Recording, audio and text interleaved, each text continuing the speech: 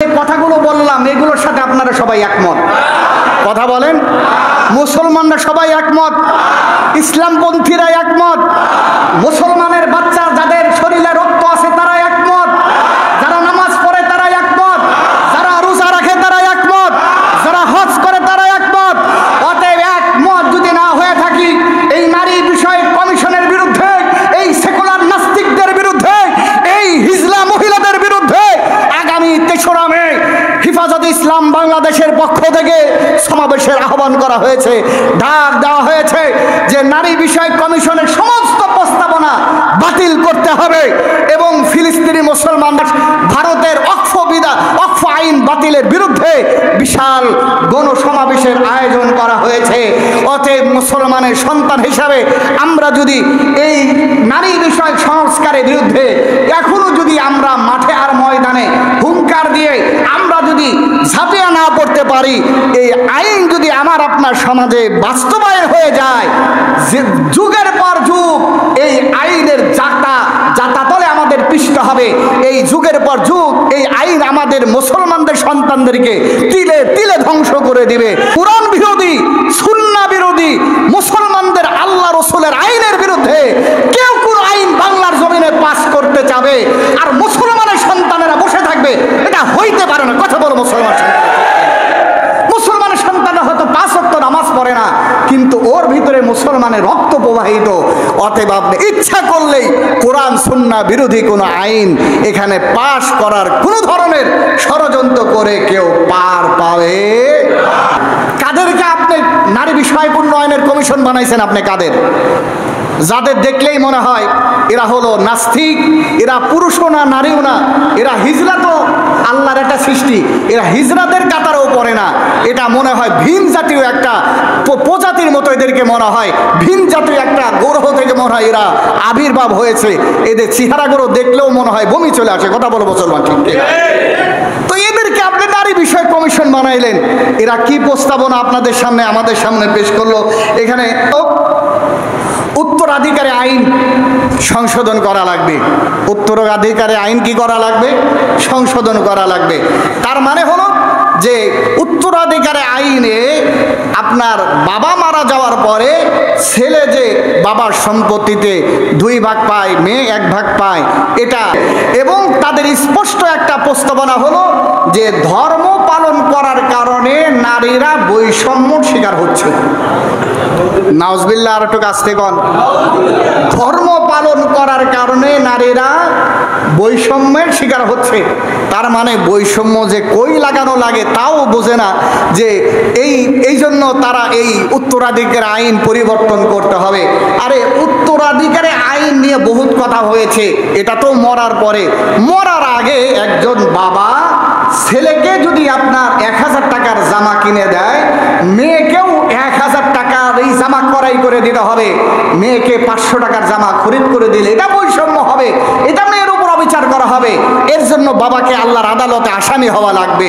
এটা তো মৌতের আগে বাবার ছেলে মেয়েদের ক্ষেত্রে আল্লাহ তাআলার বিধান হলো বাবারা তাদের ভরণ পোষণ দিবে হলো বালেগ হওয়া পর্যন্ত, আর মেয়েদেরকে বিবাহ হওয়ার আগ পর্যন্ত তাদের ভরণ পোষণের ব্যবস্থা করতে হবে।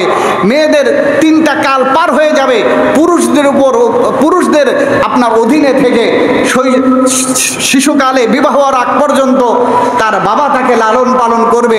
বিবাহের পরে তার স্বামী তার ভরণ পোষণের দায়িত্ব নেবে। এরপরে যদি স্বামী মারা যায় আর ছেলে সন্তান যদি তার থাকে, সেই ছেলে সন্তান তার ভরণ পোষণের দায়িত্ব গ্রহণ করবে। এরপরে যদি ছেলে সন্তান না থাকে, তাহলে বড় ভাইয়ের জিম্মাদারি হলো তার ওই বোনকে ভরণ পোষণের ব্যবস্থা করা। শরীয়ত তো একজন নারীকে জন্ম থেকে নিয়ে মৃত্যু পর্যন্ত তার ভরণ পোষণের সমস্ত দায়িত্ব ছেলেদেরকে দিয়ে দিয়েছে। তার মানে হলো আল্লাহ তাআলা মেয়েদেরকে রাজকন্যা বানাইতে চায়, আর আমাদের দেশের এই নারীবাদীরা আমাদের মায়ের জাতিরকে চাকরানি বানিয়ে তাদেরকে অপমান আর অপদস্থ করতে চায়। কথা বলো মুসলমান, ঠিক? তাহলে এ বিষয়ে বহুত কথা বলছে, এ বিষয়ে কথা না বললাম যে ইসলামী এই উত্তরাধিকার আইন আপনার বাতিল করা লাগবে। 2 নম্বর হলো বহুত্ববাদ আপনার স্থাপন করা, বহুত্ববাদ কায়েম করা। তার মানে আপনি মুসলমান আর খ্রিস্টান, আপনি হিন্দুর মেয়েকে বিবাহ করতে পারবেন, হিন্দু মুসলমানের মেয়েকে বিবাহ করতে পারবে, খ্রিস্টানের মেয়েকে আপনি বিবাহ করতে পারবেন, আর ইহুদিরা আপনাদের মেয়েদেরকে বিবাহ করতে পারবে। এই জন্য ধর্ম পরিবর্তন হওয়ার কোনো দরকার, বিবাহের পরে যার যার ধর্ম সে পালন করবে। এরপরে বাচ্চা হওয়ার পরে আপনার বাচ্চা, আপনি মুসলমান বলতে পারবেন না নামাজ পড়ো, সে প্রাপ্তবয়স্ক হওয়ার পরে সিদ্ধান্ত গ্রহণ করবে। আপনার বউ হলো খ্রিস্টান, আপনি মুসলমান, এখন সে খ্রিস্টান থাকবে না মুসলমান হবে, এটা ছেলেরা মেয়েরা সিদ্ধান্ত গ্রহণ করবে। এইরকম বহুত্ববাদ প্রস্তাবনা তারা পেশ করেছে। আর একটু কাছ থেকে নাউজুবিল্লাহ, যাতে করে শয়তানও খুশি হয়ে যায় মোটামুটি। এখন আপনারাই বলেন, এই আইনের এই প্রস্তাবের পক্ষে আপনারা আছেন? কথা বলেন। এটা কোনো প্রস্তাবনা হলো? এটা ইউরোপ আমেরিকা সেটা ভিন্ন দেশ, ভিন্ন জিনিস। বাংলাদেশ ভিন্ন জিনিস। আপনি যদি ইউরোপ আমেরিকার কথা মনে করে যদি এই আইন বাংলাদেশে আপনি জারি করতে চান, পাশ করতে চান, এটা কি কখনো সম্ভব হবে? এরপরে আসেন, আর একটা হলো বহু বিবাহ প্রথা বন্ধ করা। তার মানে কোনো পুরুষের যদি আপনার সক্ষমতা থাকে, তার যদি সম্পদ থাকে, তার যদি যৌবিক চাহিদাও থাকে, একাধিক বিবাহ করা এটা শরীয়ত সম্মত। তবে ইসলাম বলে যে আপনি একাধিক বিবাহ করার পর কোনো স্ত্রী যেন আপনার জুলুমের শিকার না হয়।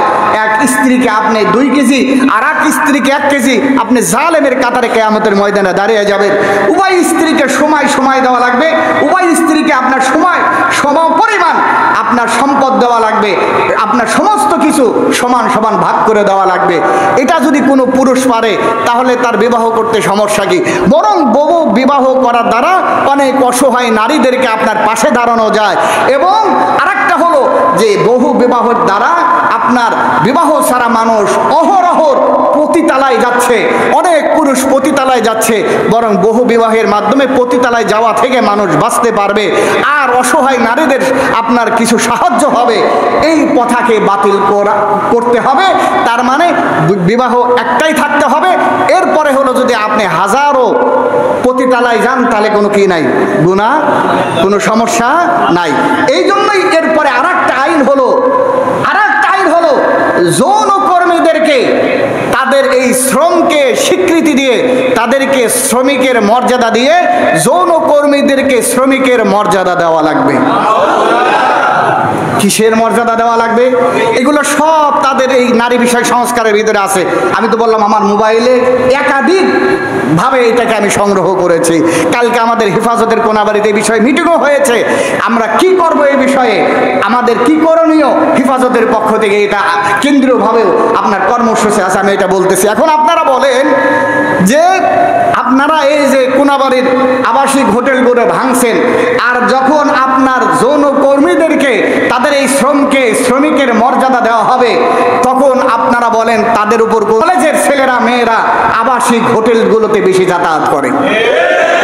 কলেজের আপনি খেয়াল করে দেখেন না, একটু রিপোর্ট নিয়ে দেখেন না, আমাদের এই যে কলেজগুলো আছে না, এই আবাসিক হোটেলগুলোতে আমাদের এই কলেজের ছেলে মেয়েরা বেশি যাতায়াত করে। তার মানে এই আইন যদি বাস্তবায়ন করা হয় তাহলে আমাদের যুবকদেরকে ধ্বংস করার জন্য আর কিছুরই দরকার নাই, এই আইনটাই যথেষ্ট। কথা বলেন। তার মানে যারা যৌন কর্মী এরা তো অনেকেই বিপদে আপদে গেছে, এখন ভালো সোসাইটির মেয়েরাও যৌন কর্মীর দিকে ধাবিত হওয়ার চেষ্টা করবে। বরঞ্চ আপনাদের উচিত ছিল যারা বিপদে পড়ে এই যৌন কর্মীতে আপনার চলে গিয়েছে তাদেরকে সম্মানজনক একটা পেশার ব্যবস্থা করে দেওয়া, তাদের পুনর্বাসনের ব্যবস্থা করে দেওয়া। এইটা না কইরা তাদেরকে শ্রমিক হিসাবে স্বীকৃতি দেওয়ার যে এই নারীরা প্রস্তাবনা দিল, আমার তো বিশ্বাস হয় এরা শয়তানের চাইতেও মারাত্মক কেউ। বন্ধুগণ আমার, এমনি করে আরো মারাত্মক কিছু তারা সুপারিশ করেছে। সেটা আরেকটা হলো যে বাচ্চাদেরকে দত্তক নেওয়া, অর্থাৎ ছোটবেলায় বাচ্চাদেরকে লালন পালন করার জন্য কেউ যদি আনে, তো এই ছোট বাচ্চা নিজের আপন সন্তান বড় হওয়ার পরে যেরকম উত্তরাধিকারী পাবে, এই বাচ্চাকেও এরকম উত্তরাধিকারের আপনার অংশ তাকে দিতে হবে। এটা সম্পূর্ণ কোরআন বিরোধী। সম্পূর্ণ কি বিরোধী? কোরআন বিরোধী। তার মানে আপনি বাচ্চা আনছেন ভালো কথা, তার জন্য আপনি যতটুকু পারেন ততটুকু দিবেন, কিন্তু উত্তরাধিকারী আইনের সাথে তাকেও অ্যাড করা লাগবে, এটা কোরআন সুন্নাহ বিরোধী, এটা কোরআন সুন্নাহ কি বিরোধী, এই ব্যাপারে পরে বিস্তারিত বলা হবে। এরপরে সিঙ্গেল